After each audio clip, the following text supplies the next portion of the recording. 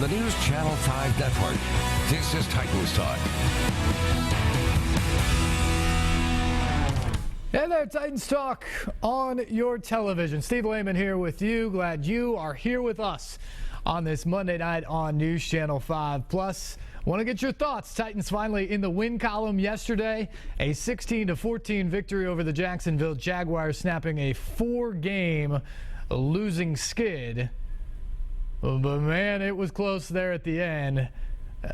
Shades of a second straight colossal collapse at the end of that game. Titans led 16-7 in the final minute. The Jaguars finally got in the end zone and then got the onside kick when Michael Griffin couldn't corral it and had a field goal attempt to win at the end of the game, only for Sammy Lee Hill to stretch out that big paw of his and get a piece of it and block the Josh Scobie kick, sealing a win for the Titans and a much-needed win. Now back to 2-4, sort of back with their heads above water and a chance to get a little bit of a fresh start here because, as we mentioned, schedule's not overly challenging right here for a stretch. You get a Redskins team that's struggling this weekend.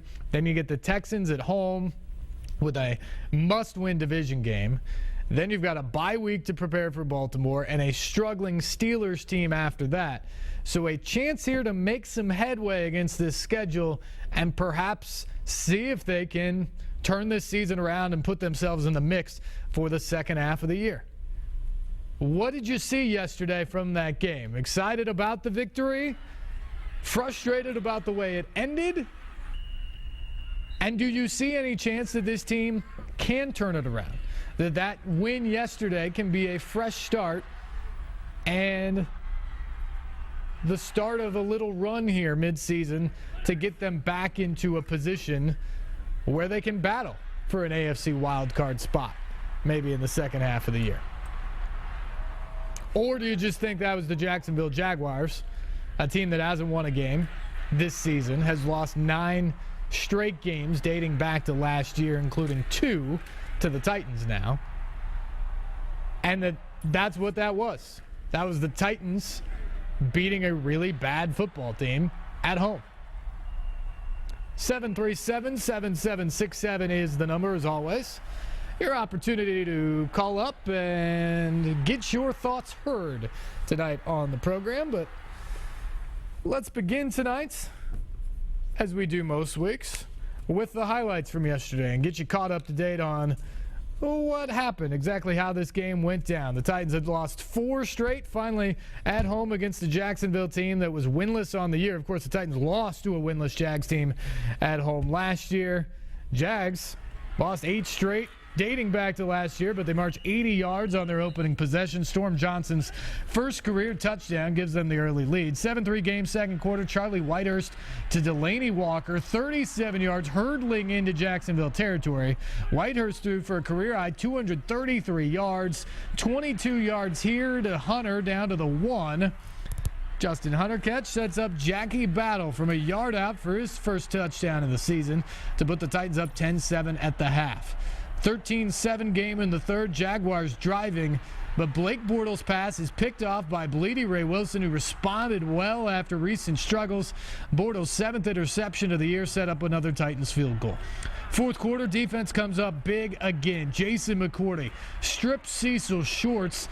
Avery Williamson scoops it up, runs it back near midfield. Second turnover forced by the defense. A big swing there, as they likely kept Jaguars points off the board. Final minute, Jags finally make a game of it. Bortles to Clay Harbor, 20-yard strike. It's 16-14. You know the onside kick's coming. All you got to do, though, is just corral the football and you win the game.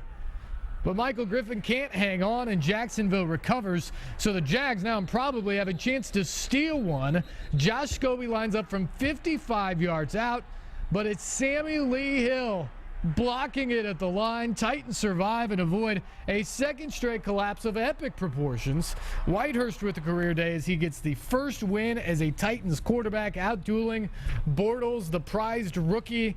A much needed win for Ken Wisenhunt and the Titans at home yesterday. 16-14 the final over the Jaguars. 737-7767 is the number tonight if you would like to get on the program and give us your thoughts. Let's go to James. James, good evening. You are first up on Titans Talk. Yeah, is Mettenberger hurt? Mettenberger is not hurt. Man, I think we should give him a shot. Okay. Why do you want to go to Mettenberger over what you have seen from either Jake Locker or the last couple weeks Charlie Whitehurst?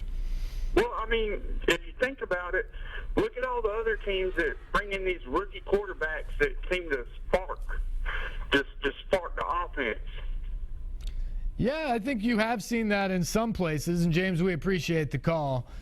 I think there's a couple concerns about Mettenberger. Number one, he's coming off the ACL injury from last year. He's healthy now, but a lot of times when you hurt yourself with an ACL injury, you're talking about an 8-month or so recovery. He's just beyond that point now. And so you wonder a little bit just how healthy that knee is, and more than how healthy it is now, how much did the health of his knee hurt him in terms of his development during OTAs, hurt him during his development during fall training camp, those sort of things with the Titans. I think that put him behind the 8 ball to some degree here. But the other thing is they're gonna bleed this Jake Locker thing until it's all done. You know, Locker is going to get the opportunity to prove whether or not he is the quarterback of this team. And he's been hurt the last couple weeks, and I know for Titans fans that seems like a repetitive thing, but as Ken Wisenhunt said today, he said, look, I'm not grading Jake Locker on anything that's happened in the past. I want to see how he can be my quarterback. And we're going to give him the opportunity to go out there and figure it out once he's healthy. And so Jake Locker, whether it's this Sunday against the Redskins or next week against the Texans, he's going to come back and he's going to get some more shots at this thing. And frankly, Charlie Whitehurst hasn't played bad. He had a 134 passer rating last weekend against the Browns. Yesterday, he threw for a career high, albeit only 233 yards passing. So Whitehurst has done some okay things for the Titans offense. I don't think the big criticism of the Titans, frankly, belongs on the quarterbacks. If you want to say Jake Locker can't be the guy because he can't stay healthy, I think that's a fair criticism. But right now, I don't think the struggles offensively are directly linked to quarterback play or who is the guy back there playing quarterback. This team can't run the football. The offensive line is underperformed. The wide receiver group, which along with the offensive line was supposed to be one of the strengths of this team, has vastly underperformed to this point. Really, the only guy offensively that you can look out and say he has played a really good game every week that he stepped on the field this year is Delanie Walker. He has had a great year. And he has been there every week involved in the offense. Other than that, there's a lot of guys who have underperformed. Dexter McCluster finally got some touches yesterday. Where has that been all year for the Titans? Paid him $12 million in the offseason. You pay a guy like that because you expect him to contribute and to be a part of what you're doing. And up until yesterday, he really hasn't been a part of what the Titans were doing offensively during the regular season. So there's a lot of criticism to go around when you're talking about the Titans offense and not performing up to their standards.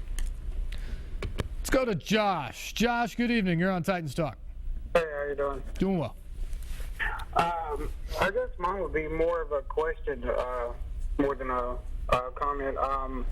It's sort of to what the first guy was saying, but I don't think he worded it correctly. It's if we're going to have quarterback like Whitehurst playing, and we know he's not a marquee starting quarterback, and Mettenberger showed signs in the preseason of greatness in the deep ball. That's what we lack.